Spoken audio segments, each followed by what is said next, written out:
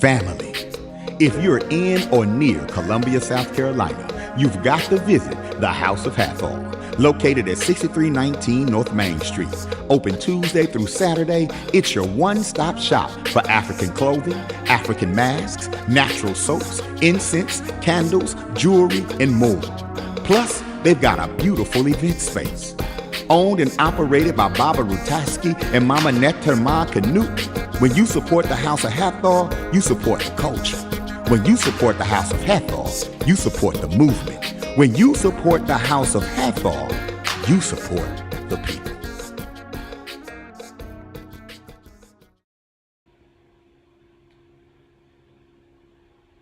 Greetings, my brothers and sisters. Welcome to the House of Hathor's Libation, Liberation Lifestyle Ceremony, where we come to you with the message from our ancestors that continues to instill in us, influence us, and enlighten us.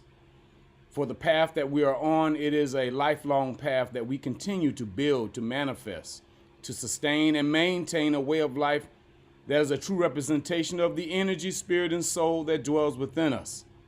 The energy of our Creator, the great ancestor of all ancestors, the spirit of our counsel, of our guides, and of our accountability that brings forth our knowledge and our wisdom through information and instructions, and the souls of our ancestors that are the true examples of what everlasting life continues to project itself through our thoughts, our words, and our actions that we commit ourselves to.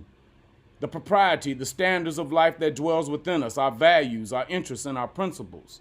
And as we continue to live grounded, as we continue to bring forth the life's focus and clarity of our thoughts, words, and actions, that we continue to find balance, harmony, and order in all that we think, in all that we speak, and in all that we do.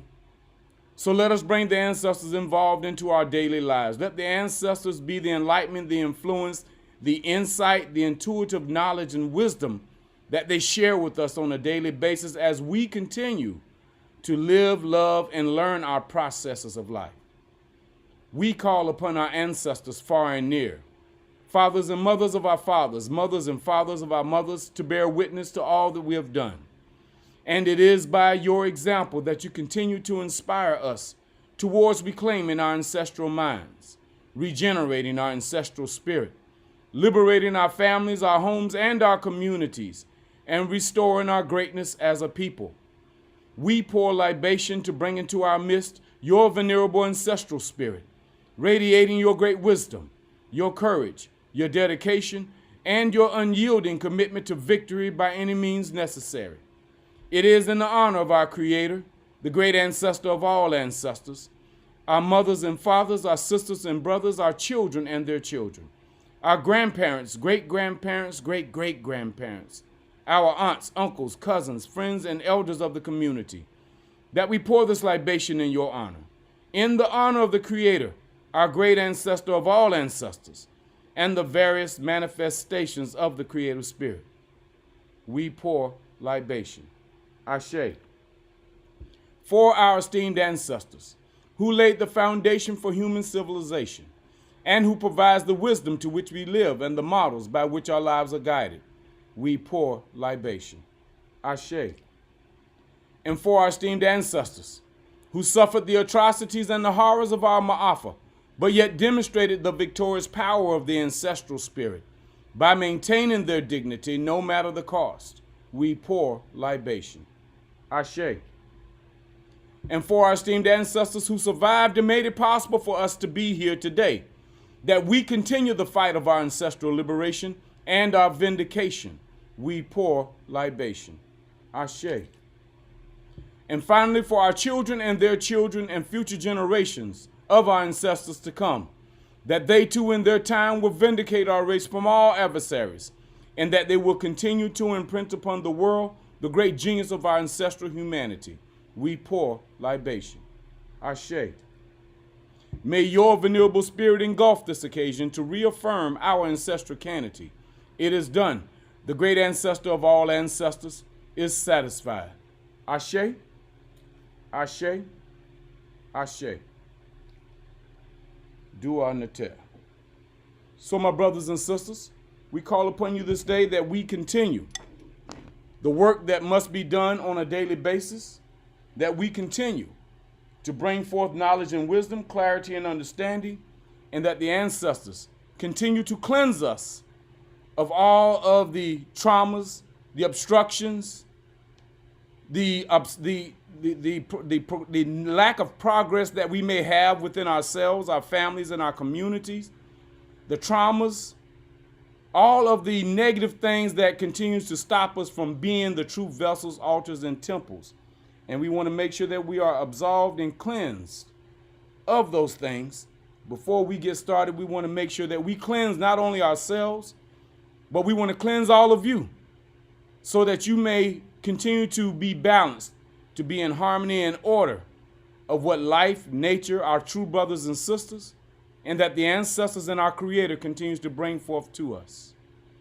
O great ancestor of all ancestors, we call upon you this day that you may cleanse us of all negative energies that surrounds us, that you will break all work of negative magic that is against us, that you will take away from us all envy, evil, bad luck, and invincible enemies, and that you will bring protection, peace, and prosperity into our lives, into the lives of our children, our children's children, and our children's children's children, into the lives of our families, our homes, and our communities. And we say Ashe, Ashe, Ashe. So my brothers and sisters, this day we're speaking about the building of them and the manifestation of your grounding. What you will do each and every day to make sure you stay grounded in your values, your interests, and your principles, knowing that every day that there is a negativity that's going to come to find out where you have a chink, a link that's missing in your armor. And the ancestors want us to continue to arm ourselves on a daily basis, and they will assist us. They will enhance, increase, and enrich us with armor to protect us from any type of negativity, any type of negative influences, any type of negative chaos that want to come our way. Because we have work that we must do on a daily basis. There is no time for rest. For even when you're sleeping, you are building yourself up. That rest that you're getting, it is when the ancestors are enhancing, increasing, and enriching us, our temples, our altars, and our vessels. So the Spirit is working within us so that we can do the work during the day. Because it knows that we're going to have challenges. It knows that there's going to be people of negative energy. It knows that life is going to bring obstacles and hurdles our way, because life has its own obstacles and hurdles that it must reach its challenges on a daily basis as well. So we are no different than life and nature. Not life and nature challenges us as it is challenged as well through the energy, through its own spirit, through its own creativity. Life challenges itself. So we also go through our own challenge because we challenge ourselves as well. We challenge each other, as well as what the Spirit may bring us to challenge us to see if we are learning the lessons that it is given us to learn, so that we can be a true representation of the Spirit, so that we can be a true representation of the soul of our ancestors. Because the energy has positive and negative energy, and the negative energy challenges the positive to see if you are one of the negative or if you are one of the positive. Because we do have positive and negative people that are out there. And then they are challenged as well. If you are a negative person, then you're challenged by the positive. If you are a positive person, then you are challenged by the negative. And these are the complexities of life that we have to go through on a daily basis. And so the negative has its own values, its own principles, its own interests that perpetuates itself on a daily basis. And the positive has its own values, interests, and principles that grounds itself in those values, interests, and principles on a daily basis. So which are you, my brothers and sisters? Which one do you gravitate towards? And those of us who are of the opposite of whatever that energy is. And I would say that I am one of the positive. and that I want to meet the challenges of whatever the negativity that wants to come my way. I want to make sure that I stay grounded in my values, my interests, and my principles, so that I can stand firm on those values, interests, and principles. And yes, I wear the clothes, I wear the necklaces, I wear the bracelets, because those are the things that enhance, they strengthen me, they guide me, they nurture me. They continue to bring forth everything that I need so that I can be reminded of why I am remembered in my true self as a spiritual being having human experiences. And those experiences, they teach us. Those experiences, they help us to stay focused so that we have clarity on our true intentions of why we're here and what we're designed to do. And so what I'm going to show you today, we have this at the House of Hathor, and we ask that you consider. You don't have to, but consider having different things or amulets around you and with you that will help you to stay focused with your clarity, and that you understand and know what it is doing for you. It doesn't do the work for you, but it assists you, it enhances you, it increases you, and it enriches you so that you may be that true vessel that you are designed to be for yourself, your families, and your communities. And what I'm revealing to you today, this is what we call tiger's eye. Tiger's eye is an amulet. It is a gem that comes from the earth, that our ancestors and our great ancestor of all ancestors, it created it for us. And it is for us to keep on us. Because I have it on my wrist, but this is an amulet that it helps you to stay grounded, that you stay focused, and you have clarity and understanding for what it is that you must do on a daily basis. This is tiger's eye.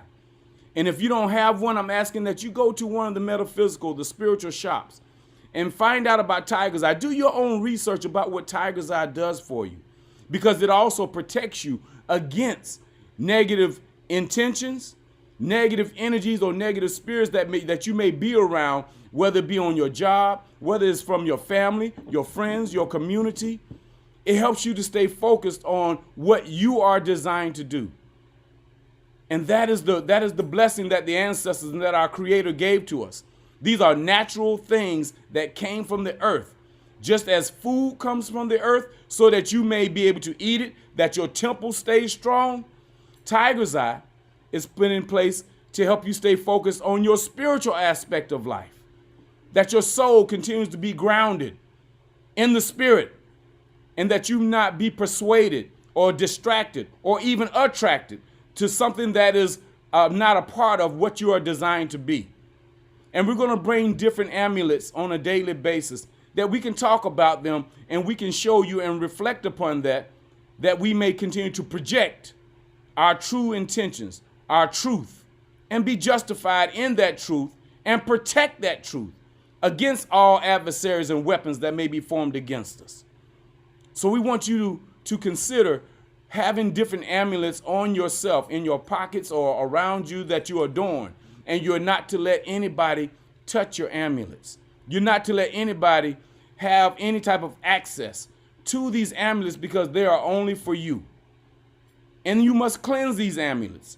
And we'll talk about the cleansing tomorrow, about what it is that you do to cleanse your amulets, to cleanse yourselves, absolve yourselves from any type of negative energy that may be around you, that people may touch you for ill intentions, so that you have their energy within you.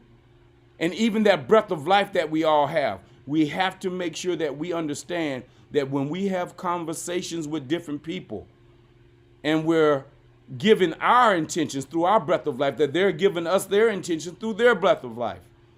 And then when you have these conversations, after that conversation is over, my brothers and sisters, you must detach yourselves. Say a prayer to yourself, for yourself, so that you may detach from that conversation that you have with people, because there is an energy that is an exchange between you and them. It is not to say that they are bad people, but whatever their intentions are, you don't want that. You want to keep your intentions for yourself. We can love people and we can care for people, and we can even assist and help people. But we must stay clear of the energy that is received as well as what is given.